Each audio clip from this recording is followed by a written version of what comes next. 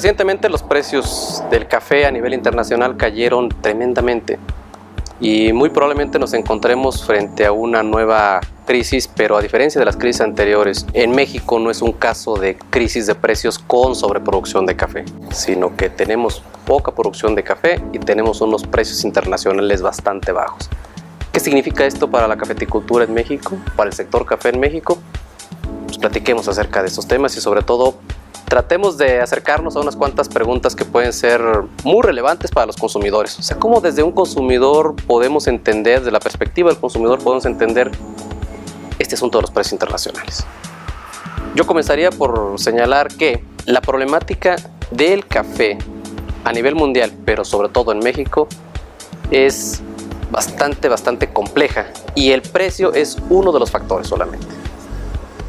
Tenemos por un lado, y lo deben de saber todos nuestros amigos consumidores, es una cadena productiva que tiene bastantes eslabones. La producción que se da en zonas normalmente marginadas implica una serie de actividades en las cuales el productor tiene que invertir. Las familias de productores tienen que invertir. Y ese café, sea que ellos lo cosechen y lo beneficien directamente, o sea que cuando cosechen lo vendan a un tercero, pues va a sufrir una serie de transformaciones todavía. Y en esas transformaciones hay un costo. Finalmente, para que llegue al consumidor, tiene que el café ser tostado, tiene que ser molido y tiene que ser preparado. Y ahí también hay una serie de costos. Entonces, en toda la cadena, desde la producción hasta el consumo, hay bastantes costos que hoy, si lo comparamos con lo que son los precios internacionales, podremos encontrar una gran situación pues que parece contraria, desde una perspectiva muy informada, de que el consumidor está pagando un gran valor por el café y que al productor le está llegando muy poco. Eso en estricto sentido es cierto. Sin embargo, al momento de analizar cómo está la cadena, pues hay una serie de situaciones que habría que ver dónde está distribuyéndose ese valor que paga el consumidor final y cómo hacer para que llegue a los productores. ¿Por qué? Porque si no tenemos a los productores fortalecidos, pues entonces sí tendremos una verdadera crisis, no solamente en precios, sino también social, ambiental y otros aspectos que se dan en las zonas productoras. Empecemos por la parte que tiene que ver cómo afectan los precios internacionales a la producción de café en México. Como el café es considerado actualmente un commodity, es decir, se puede sustituir, ¿no? Es un bien fungible. Entonces, el mecanismo de precios internacionales que hoy prevalece para el caso del café arábiga mexicano, que es el que más se produce, la variedad que más producimos, tenemos que en la bolsa de futuros, que está en este caso Nueva York, lo que hace es reflejar la situación de la oferta y demanda mundial.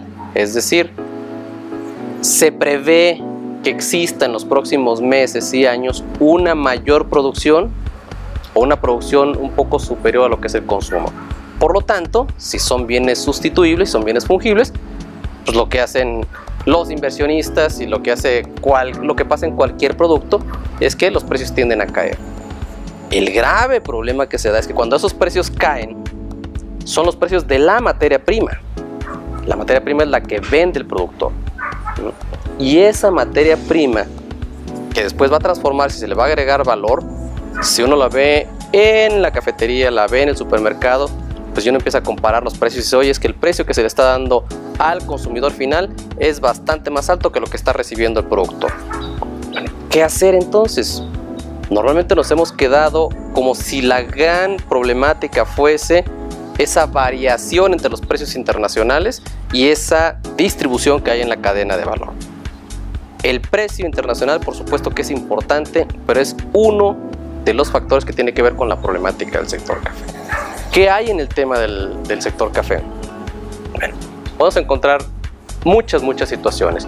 Una es, ¿cómo hacemos para que los productores, además del valor que reciben por la venta del producto café, de la materia prima, puedan agregarle valores intangibles? ¿Cómo valores intangibles? Bueno, es que el café no es solamente la materia prima que se utiliza para preparar la bebida. El café también te permite indirectamente, si tú eres un consumidor, ayudar a cuidar el medio ambiente, dado que los cafetales se producen normalmente en condiciones de asociación con el bosque. Comúnmente vemos, insisto, que el precio del café es el grave problema en la distribución del valor en la cadena productiva. Sin embargo, insistimos, el precio es solamente un factor y uno de los mecanismos que deberíamos buscar es cómo hacemos para que, además del precio que se vende la materia prima, le podemos agregar valores intangibles. Valores intangibles como la participación que tiene el café en el cuidado del medio ambiente, el aspecto social, el cuidado del suelo, por ejemplo, y además cómo hacemos para destacar el producto café versus el resto de los cafés que hay. Es importante que los consumidores sepan que el café tiene un componente social muy destacado. A diferencia de cualquier otro producto, se involucran miles de familias en la producción de café. Por lo tanto, si el precio internacional cae, y los productores no pueden pagar los jornales que hay en esas zonas y no pueden cubrir sus costos de producción, entonces tienes un problema social. ¿En qué deriva eso? En miles de situaciones. En ese sentido, México debería pensar, y los consumidores deberíamos pensar, en cómo hacemos para exigir o para pedir a nuestros proveedores que se comprometan un poco más, no tanto en el precio, sino también apoyando la labor de producción, de valor agregado con los intangibles y la labor social que hay en las comunidades. Pero ojo, hay una parte de productores que necesitan no solamente agregar valor, sino ser muy competitivos en términos de costos. Y aquí estamos en un problema. La mayoría de los productores han tenido que lidiar con políticas públicas, con programas que lo que hacen es tratar de darles apoyos, dádivas, que no están contribuyendo a generar mayor producción, sino que están contribuyendo simplemente a mantener la actividad. El productor mexicano, el más pequeño que haya, está hoy en día compitiendo contra productores brasileños, de Costa Rica, de África, y todos están pensando en diferenciarse y mejorar y bajar costos de producción. ¿Cómo aprovechar las condiciones que tiene México para sobresalir en ese mercado? Bajar costos de producción, no hay de otra, tenemos que bajar costos de producción, y en eso es donde esperemos el nuevo gobierno y las políticas que vienen pues puedan enfocarse, dado que por muchos años no hemos tenido la capacidad de hacer que los productores tengan mejores condiciones para producir. Y eso significa pues no tanto que le den apoyos que van a terminar no en la parcela, sino van a terminar contribuyendo al consumo de la familia. Significa que el productor requiere asistencia técnica, requiere infraestructura para la producción, requiere condiciones de asociación productivas y requiere mucha mayor interacción con los compradores. No se trata de a ver quién se queda con el mayor pedazo del pastel, sino cómo hacemos juntos crecer el pastel.